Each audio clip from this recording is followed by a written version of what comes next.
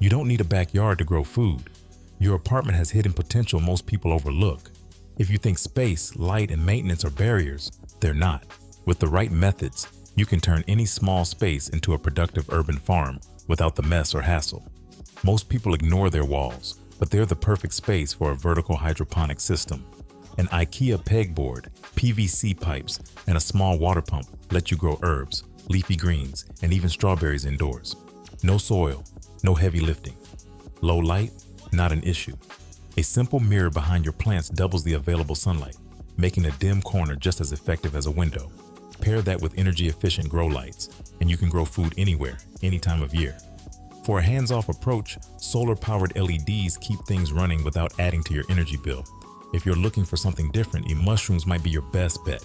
They don't need sunlight at all, just humidity and good airflow. A 5-gallon bucket filled with straw and coffee grounds creates the perfect growing environment for gourmet oyster mushrooms right in your closet. Watering is where most people slip up, but automation makes it effortless. An inverted wine bottle in the soil slowly releases water only when needed.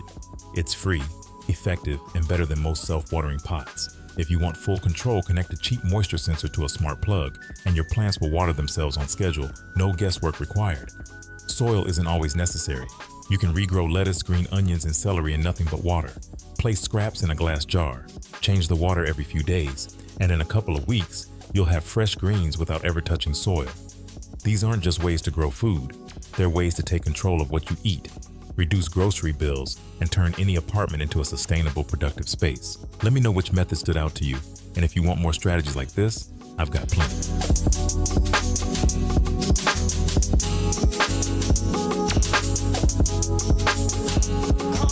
What?